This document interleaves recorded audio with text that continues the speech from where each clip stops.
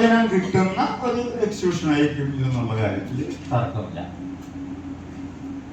ശാസ്ത്രം നിങ്ങൾക്കൊക്കെ അറിയാം, മിക്കപ്പോഴും ആദ്യം ഉപയോഗിക്കപ്പെടുക ഉപദ്രവകരമായ രീതിയിലാണ് എന്നുള്ളതാണ് സത്യം. പണ്ട് മുതലേ ഉള്ള ഒരു രോഗമാണ്. ആർക്കിമിഡീസിനെ കുറിച്ച് നിങ്ങൾ കേട്ടിട്ടുണ്ടാവും. നമ്മൾ ആർക്കിമിഡീസിന്റെ പ്രിൻസിപ്പിളൊക്കെ പഠിക്കുന്നുണ്ട്. ഇന്നത്തെ കുട്ടികൾ അതാണ് പഠിക്കുന്നത്. പക്ഷെ അന്ന് ആർക്കിമിഡീസ് ജീവിച്ചിരുന്ന കാലത്ത് അദ്ദേഹത്തെ ഉപയോഗിച്ചിരുന്നത് എങ്ങനെ യുദ്ധത്തിന് അദ്ദേഹം ഡിസൈൻ ചെയ്ത ഉപകരണങ്ങൾ ഉപയോഗിക്കാമെന്നുള്ള അതിനായി അദ്ദേഹത്തിൻ്റെ കപ്പികളും അതേപോലെ തന്നെ കോൺകേവ് മിററുകളും ഉപയോഗിച്ച് ദൂരെയുള്ള കപ്പലുകളെയൊക്കെ കത്തിച്ചു എന്നൊക്കെയാണ്. കഥയാണോ നേരാണോ എന്നറിയില്ല. എന്തായാലും യുദ്ധാവശ്യത്തിന് വൻതോതിൽ ആർക്കിമിഡീസിനെ ഉപയോഗിച്ചിരുന്നതാണ്.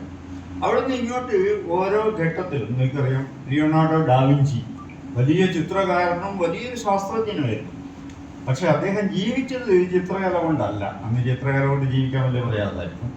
അദ്ദേഹം ജീവിച്ചത് പ്രഭുക്കന്മാർക്കും രാജാക്കന്മാർക്കും ഒക്കെ കോട്ടകൾ കെട്ടിക്കൊടുക്കുകയും പീരങ്കികൾ സ്ഥാപിച്ചു കൊടുക്കുകയൊക്കെ ചെയ്തതാണ്. ഒരു പീരങ്കി എങ്ങനെ കൃത്യമായ ഒരു ആംഗിളിൽ വെച്ചാൽ അത് ശത്രുവിൻ്റെ പാളയത്തിൽ എത്തിക്കാൻ കഴിയും എന്ന് കണക്ക് കൂട്ടി കണ്ടുപിടിച്ച വലിയൊരു ഗണിതജ്ഞനും ഒക്കെ ആയിരുന്നു അദ്ദേഹം.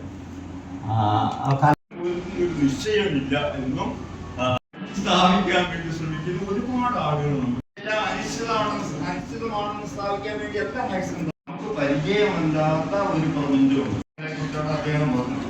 കാരണം വ്യക്തമാണ്, കുറിച്ചൊന്നും നമുക്കൊന്നും അറിയില്ല. നമ്മൾ ഒരിക്കലും കാണുന്നില്ല. നമ്മുടെ ജീവിതത്തിൽ പരിചയമില്ല. അത്തരം ഘടകങ്ങളുടെ നമ്മുടെ സാധാരണ പദാർത്ഥങ്ങൾ പ്രവർത്തിക്കുന്നില്ല.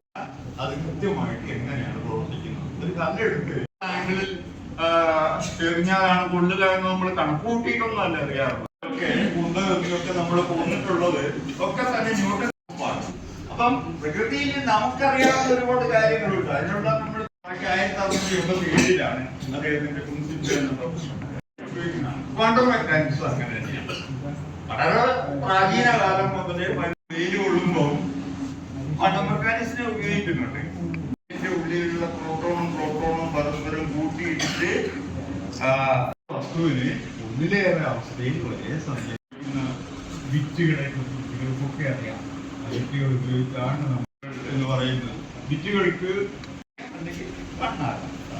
ക്വാണ്ടം ബിറ്റുകൾക്ക് അതിനിടയ്ക്കുള്ള ഏത് സംഖ്യകളാകാമെന്നുള്ള സൂപ്പർ